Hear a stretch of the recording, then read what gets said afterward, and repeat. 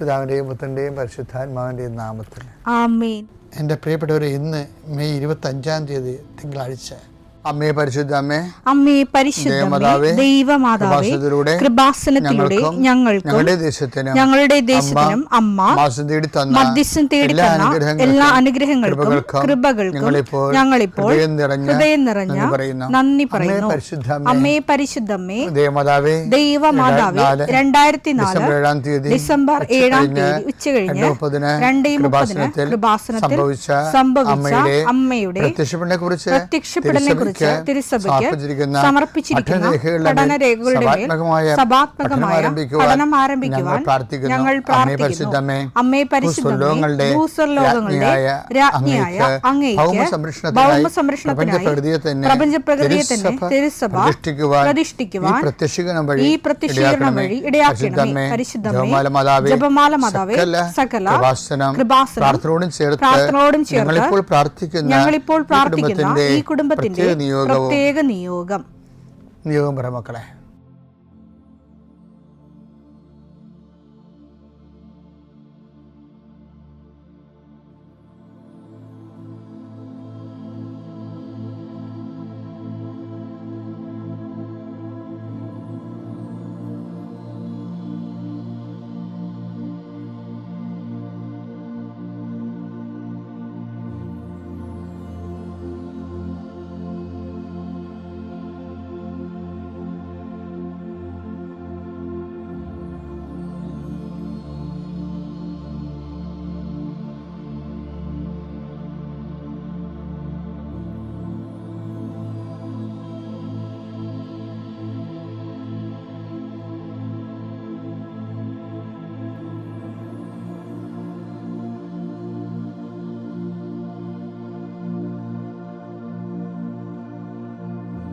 അമ്മയുടെ പ്രത്യക്ഷീകരണത്തിന്റെ ഈ അനുഗ്രഹവേളയിൽ ഞങ്ങൾക്ക് സാധിച്ചു തരുവാൻ കനിയണമേ. ആമേൻ. വിശ്വാസ പ്രമാണം. സർവശക്തനായ പിതാവും ആകാശത്തിന്റെയും ഭൂമിയുടെയും സൃഷ്ടാവുമായ ദൈവത്തിൽ ഞാൻ വിശ്വസിക്കുന്നു. അവിടുത്തെ ഏകപുത്രനും ഞങ്ങളുടെ കർത്താവുമായ ഈശോ മിശിഹായിലും ഞാൻ വിശ്വസിക്കുന്നു. ഈ പുത്രൻ പരിശുദ്ധാത്മാവിനാൽ ഗർഭസ്ഥനായി കന്യകാമറിയത്തിൽ നിന്ന് പിറന്ന് പൊന്തിയോസ് പീലാത്തോസിന്റെ കാലത്ത് പീഡകൾ സഹിച്ച് കുരിശിൽ തറയ്ക്കപ്പെട്ട് മരിച്ച് അടക്കപ്പെട്ട് പാതാളങ്ങളിൽ ഇറങ്ങി മരിച്ചവരുടെ ഇടയിൽ നിന്ന് 3-ാം നാൾ ഉയർത്ത് സ്വർഗത്തിലേക്ക് എഴുന്നള്ളി സർവശക്തിയുള്ള പിതാവായ ദൈവത്തിന്റെ വലതുഭാഗത്തിരിക്കുന്നു. അവിടെ നിന്ന് ജീവിക്കുന്നവരെയും മരിച്ചവരെയും വിധിക്കുവാൻ വരുമെന്നും ഞാൻ വിശ്വസിക്കുന്നു. പരിശുദ്ധാത്മാവിലും ഞാൻ വിശ്വസിക്കുന്നു. വിശുദ്ധ കത്തോലിക്കാ സഭയിലും പുണ്യവാന്മാരുടെ ഐക്യത്തിലും പാപങ്ങളുടെ മോചനത്തിലും ശരീരത്തിന്റെ ഉയർപ്പിലും നിത്യമായ ജീവിതത്തിലും ഞാൻ വിശ്വസിക്കുന്നു. ആമേൻ. സുഖസ്ഥനായ ഞങ്ങളുടെ പിതാവേ, അങ്ങയുടെ നാമം പൂജിതമാകണമേ. അങ്ങയുടെ രാജ്യം വരണമേ. അങ്ങയുടെ തിരുമനസ് സ്വർഗത്തിലെ പോലെ ഭൂമിയിലും ആകണമേ. അന്നു വേണ്ടുന്ന ആഹാരം ഇന്ന് ഞങ്ങൾക്ക് തരണമേ. ഞങ്ങളോട് തെറ്റ് ചെയ്യുന്നവരോട് ഞങ്ങൾ ക്ഷമിക്കുന്നത് പോലെ ഞങ്ങളുടെ തെറ്റുകൾ ഞങ്ങളോടും ക്ഷമിക്കണമേ. ഞങ്ങളെ പ്രലോഭനത്തിൽ ഉൾപ്പെടുത്തരുതേ, തിന്മയിൽ ഞങ്ങൾ രക്ഷിക്കണമേ. ആമേൻ. നന്മ നിറഞ്ഞ മറിയമേ, സ്വസ്തി. കർത്താവ് അങ്ങയുടെ കൂടെ സ്ത്രീകളിൽ അങ്ങ് അനുഗ്രഹിക്കപ്പെട്ടവളാകുന്നു. അങ്ങയുടെ ഉദരത്തിൻ ഫലമായി ഈശോ അനുഗ്രഹിക്കപ്പെട്ടവനാകുന്നു. പരിശുദ്ധ മറിയമേ, തമ്പുരാന്റെ അമ്മേ, പാപികളായ ഞങ്ങൾക്ക് വേണ്ടി ഇപ്പോഴും ഞങ്ങളുടെ മരണസമയത്തും തമ്പുരാനോട് അപേക്ഷിക്കണമേ. ആമേൻ. എൻ്റെ പ്രിയയുടെ, നാളെ അച്ഛൻ പ്രാർത്ഥിക്കത്തില്ലേ? അപ്പം നിങ്ങളുടെ കയ്യിൽ രേഖകളുടെ മേലെ കർത്താവിൻ്റെ അനുഗ്രഹം ഉണ്ടാകാൻ വേണ്ടി പ്രാർത്ഥിക്കുന്ന ദിവസമാണ്. എല്ലാ രേഖകളൊന്നും അച്ഛൻ വിളിച്ച് പറയത്തില്ലെങ്കിലും അച്ഛൻ മനസ്സ് ഉദ്ദേശിക്കുന്നുണ്ട് എല്ലാ രേഖകളും. ഇപ്പോൾ ഭൂമി തരം മാറ്റുന്നതിന് കൊടുത്തിട്ടുള്ള അപേക്ഷകൾ, അതിൻ്റെ കോപ്പി ഉണ്ടാകണം നാളെ പ്രാർത്ഥിക്കുമ്പോൾ വെളുപ്പിനെ. ഇപ്പോൾ വിവാഹം കഴിക്കാൻ പോകണമെന്നുണ്ടെങ്കിൽ അതിൻ്റെ മന്ത്രകോടികൾ പള്ളിയിൽ ആസ്വദിക്കും. അത് കുഴപ്പമില്ല, അത് കൂതാശപരമായിട്ട് ആസ്വദിക്കണം. അല്ലാത്ത ദൈവദിനസേന ഉപയോഗിക്കേണ്ട എല്ലാ സംഭവവും. അതുപോലെ തന്നെ നിങ്ങളുടെ പരീക്ഷ ഇനി എഴുതാനുണ്ടെങ്കിൽ അതിൻ്റെ പഠനപുസ്തകങ്ങളും വിഷയങ്ങളും ലാപ്ടോപ്പുകളും പിന്നെ പ്രമാണമില്ലേ, പൊക്കോറ് ചെയ്ത് കിട്ടാനുള്ള പ്രമാണങ്ങൾ, അത് കിട്ടാതിരിക്കുന്നത്, അതിൻ്റെ രേഖകൾ, പിന്നെ വിസ, പാസ്പോർട്ട്, വിസ റിജക്റ്റ് ചെയ്തിരുന്ന റിജക്ഷൻ്റെ പേപ്പറുകൾ, എന്തെല്ലാം രേഖകൾ നിങ്ങളുടെ കയ്യിലുണ്ടോ അത് നിങ്ങൾ നാളെ പ്രാർത്ഥനയുടെ സമയത്ത് ആശീർവാദത്തിനായി സമർപ്പിക്കണം. ഇതൊരു അറിയിപ്പാണ്. ദൈവം നിങ്ങൾ അനുഗ്രഹിക്കട്ടെ. കർത്താവെ, നിൻ്റെ ഉന്നതമായ നാമത്തിന് സ്തോത്രം ചെയ്യുന്നു. കർത്താവെ, നിൻ്റെ വിശുദ്ധ പൗരോഹിത്യത്തെ മഹത്വപ്പെടുത്തണമേ. കർത്താവ്, ഈ പ്രാർത്ഥന എത്ര ലളിതമാണെങ്കിലും എളിയതാണെങ്കിലും ഇതുകൊണ്ട് എന്താണ് ഉദ്ദേശിക്കേണ്ടത്? കർത്താവെ, നീയാണ് ഉദ്ദേശിക്കേണ്ടത്. രോഗികളെ, നാനാവിധ രോഗികളെ കർത്താവെ നിൻ്റെ വിശുദ്ധമായ രക്തം തളിക്കണമെന്ന് പ്രാർത്ഥിക്കുന്നു.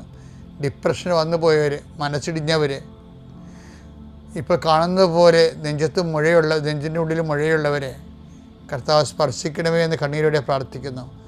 ഉടലിൽ നിന്ന് വെള്ളം വന്നുകൊണ്ടിരിക്കുന്നവരെ കർത്താവ് സുഖപ്പെടുത്തുന്നുണ്ട്. കർത്താവ്, അടിവയറ്റിലെ വേദനകളും മുഴുവൻ എല്ലാത്തരം അസ്വസ്ഥതകൾ, ഭാരങ്ങൾ, എന്തൊക്കെ കെട്ടിയിരിക്കണ പോലെ തോന്നുന്ന അവസ്ഥകൾ കർത്താവിൻ്റെ നാമത്തിൽ സൗഖ്യമാകട്ടെ എന്ന് ഈശോനാമത്തിൽ പ്രാർത്ഥിക്കുന്നു.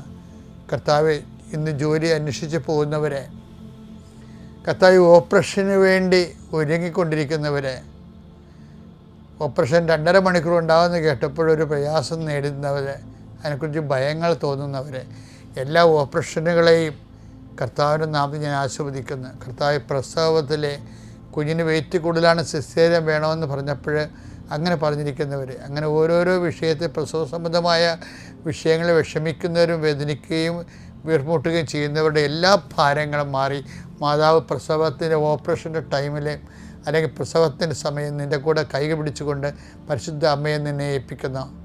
പിതാപുത്രനും പരിശുദ്ധാത്മാവായ സർവ്വേശ്വര എന്നേക്കും ആമേൻ.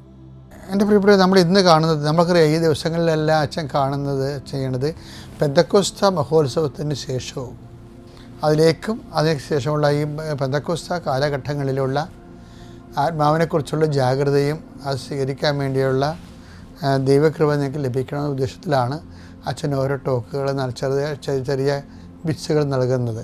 ഇപ്പോൾ ഇന്ന് നമ്മൾ കാണാൻ പോണത് പരിശുദ്ധാത്മാവിൻ്റെ വരങ്ങളെക്കുറിച്ചാണ് നമ്മൾ ഇത്രയും നാൾ സംസാരിച്ചുകൊണ്ടിരുന്നത്. ഇന്ന് നമ്മൾ കാണുന്നത് വിശ്വാസവരത്തെക്കുറിച്ചാണ്. വിശ്വാസവരം എന്ന് വെച്ച് കഴിഞ്ഞാൽ നമുക്ക് വിശ്വാസത്തിന് പല തലങ്ങളുണ്ട്. ഒരറിവിൽ നിന്നുണ്ടാകുന്ന വിശ്വാസമുണ്ട്. ഇപ്പോൾ നമുക്ക് അമേരിക്കയെക്കുറിച്ചൊക്കെ പറയുമ്പോൾ അമേരിക്ക നമ്മൾ കണ്ടിട്ടില്ലെങ്കിലും നമ്മൾ ഉണ്ട്, അപ്പോൾ നമുക്കൊരു വിശ്വാസമുണ്ട് അല്ലേ. പിന്നെ സ്നേഹം വിശ്വസിക്കുന്നു, ഇപ്പോൾ സ്നേഹമെല്ലാം വിശ്വസിക്കുമെന്ന് പൗലോസ് പറഞ്ഞില്ലേ. അപ്പോൾ നമ്മളോട് പറഞ്ഞു തന്നിട്ട് നമുക്ക് അറിവില്ലെങ്കിലും ചില കാര്യം നമുക്ക് വിശ്വസിക്കാൻ ജീവിക്കാൻ പറ്റത്തില്ല.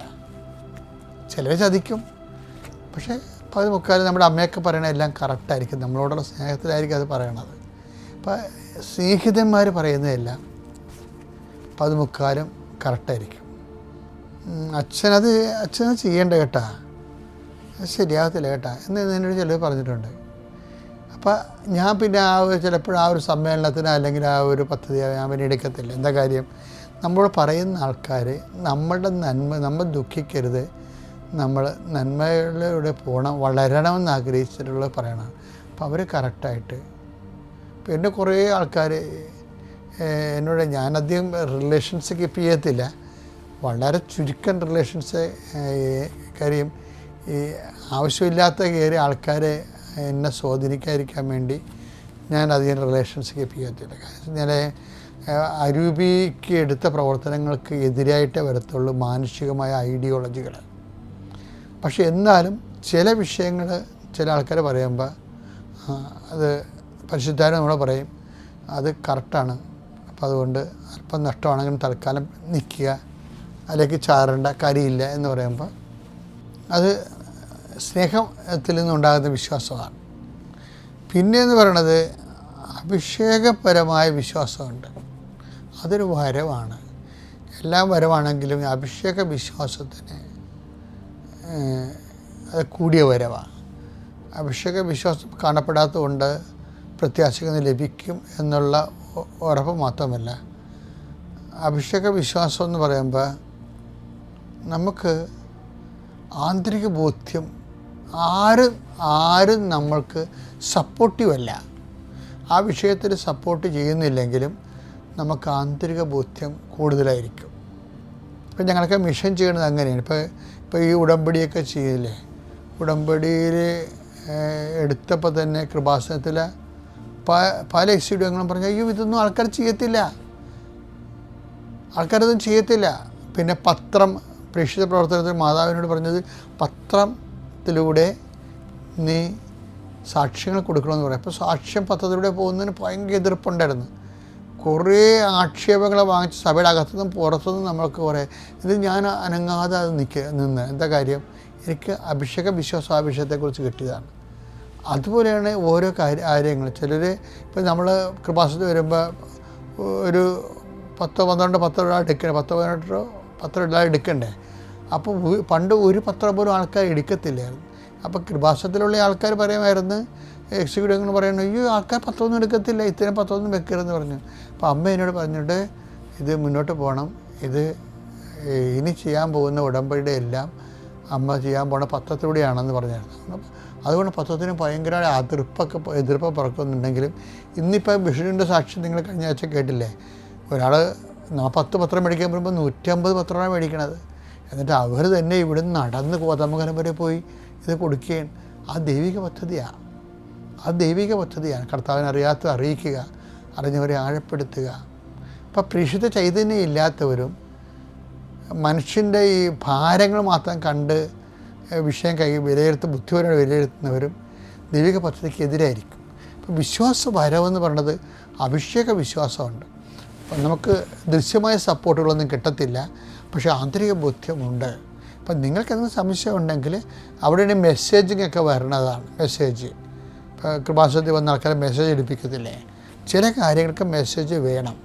കാര്യം നമ്മൾ കൃത്യമായ കാര്യങ്ങൾ ദൈവത്തിൻ്റെ മനസ്സനുസരിച്ചാണ് ജീവിക്കണമെങ്കിൽ നമ്മൾ ദൈവത്തിൻ്റെ മനസ്സ് അറിയണ്ടേ. അങ്ങയുടെ നാമം പൂജിതമാകണമേ, അങ്ങയുടെ തിരുമനസ് സ്വർഗ്ഗത്തിലെ പോലെ ഭൂമിയിലും ആകണമെന്ന് പറഞ്ഞാൽ ദൈവ തിരുമനസ്സാണ് നമ്മൾ ജീവിക്കേണ്ടത്. അപ്പോൾ ദൈവ തിരുമനസ് അറിയണ്ടേ, അറിയണമെങ്കിൽ അതിനുള്ള സംവിധാനങ്ങൾ ഉണ്ടാകണം. അപ്പോൾ അവിടെയാണ് വിശ്വാസവരം പോണത്. അപ്പോൾ വിശ്വാസവരത്തിൽ എപ്പോഴും വരേണ്ടത് വിശ്വാസം കഷ്ടകാലം ഉണ്ടാകും, പക്ഷേ കഷ്ടകാലം കഴിഞ്ഞ് വരുന്ന വിശ്വാസം അടിപൊളി വിശ്വാസമായിരിക്കും. അതാണ് പറയുന്നത് വിശ്വാസം. എന്ന് വെച്ചാൽ അഗ്നിശോധനകൾ അതിജീവിക്കുന്ന വിശ്വാസം. 1 പത്രോസ് 1:7 കാരണം അഗ്നിശോധനയെ അതിജീവിക്കുന്ന നശ്വരമായ സ്വർണത്തേക്കാൾ വിലയേറിയതായിരിക്കും പരീക്ഷകളെ അതിജീവിക്കുന്ന നിങ്ങളുടെ വിശ്വാസം. അപ്പോൾ ഒരു പരീക്ഷകൾ ഉണ്ടാകുമ്പോൾ അതിനെ വിശ്വാസം കൊണ്ട് അതിജീവിച്ചാൽ പിന്നെ സ്വർണത്തേക്കാൾ ഊതിക്കാച്ച് വിലയുള്ള അമൂല്യമായ വിശ്വാസത്തിൻ്റെ ആസ്തി നമ്മുടെ കയ്യിൽ ഉണ്ടാകണം. അപ്പം വിശ്വാസം ഉണ്ടാകുമ്പോൾ പതറേണ്ട കാര്യമില്ല, അതിനെ വിശ്വാസം കൊണ്ട് അതിജീവിച്ചാൽ മതി. പ്രൈസാണ്.